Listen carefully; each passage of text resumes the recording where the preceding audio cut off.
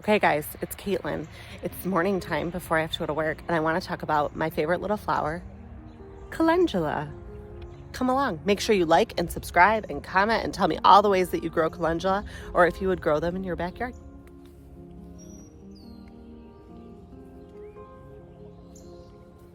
Good morning. So I wanted to bring you guys out here to talk about calendula. So a lot of people don't actually know about calendula, and the most amazing thing about calendula is it is an annual, but it actually can reseed itself. So this bed I actually did not plant this year. It actually went to seed right here from the flower head, so I will show you and explain that as we go on. But I wanted to give some understanding kind of about calendula and the properties it's good for, what it's good for, why you should have it in your yard. And if you can't have it in your yard, why you should use the products on your skin. It's really good for eczema. It's good for rashes and all the all the bad skin stuff. It's really good for. I actually use calendula oil that I infused myself on my skin.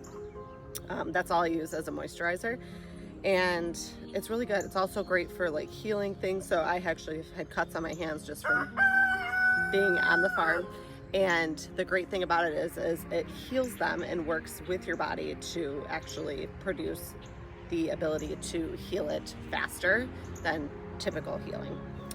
You can actually use it in teas. You use the petals in teas. It's great. It's an all-around great little flower. They're actually really pretty too. So they're actually kind of in the daisy family. So they're actually part in the marigold family, but they look like a daisy. But there's all different colors. There's like pink calendula, there's yellow calendula, mine are orange, and they are prolific. Like they grow and they grow and they grow and they grow. And the goal is that you're supposed to come out here. You can use them obviously as cut flowers as well. I actually use the tops and I cut, and that's what I'm going to do today, and I'll explain it to you. But I cut the tops off and then you actually dry them out, and then I put them in oil. So either olive oil, jojoba oil, and you can actually infuse them into that oil and use them for salves or other types of, like you can use them in soap making. I've used them in soap. They're just an all-around great little flower. Okay, so let's talk a little bit about calendula. So this is the flower with the petals kind of right here, right? And they're actually kind of they're sticky. The actual stem and the leaves and stuff are sticky. But the nice thing is that the flower itself is super soft, and this is what you would want to cut off. So you'd want to cut it kind of right here, and it'll eventually kind of grow back, which is great. So the other thing is that you can let them go to seed. So this would be an example of it starting to go to seed. So you can see the little seed buds are going to start going here because the petals have already died off, and the seeds are going to go here. And if I let this go, this will actually dry out, and these will be the seeds for next year. So that's actually how flowers are replanted, is by the petals. So the petals are the actual seeds, which is pretty amazing. So if you wanted to be self-sufficient and things like that, you can actually wait for a few of them to go to seed. And then mine, if you're okay with where they are, mine actually reseeded themselves right here. So last year I let a few of them go to seed, and I actually just kind of forgot about them, to be honest. And they actually went and replanted themselves here. They're not invasive, but I will tell you, they kind of spread around. They are not interested in staying in one spot. So they do spread around. I do have them up in a basket, or a planter box. So to keep them off the ground, but they even come out, into the walkways and stuff. But the good thing is that they're easily picked up, no big deal, and they're easily transplanted or gotten rid of.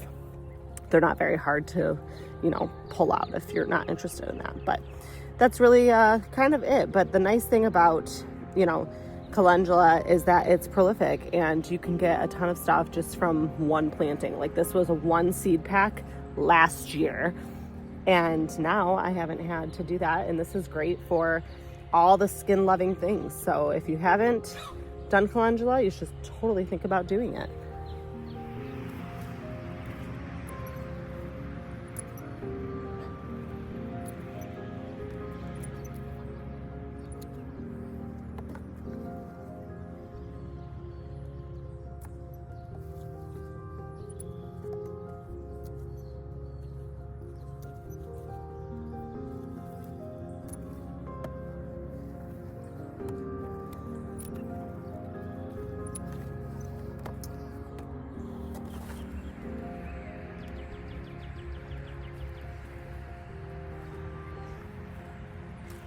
So here I'm just gonna kind of cut some flowers. I am really behind this year. I've been really busy just with everything else.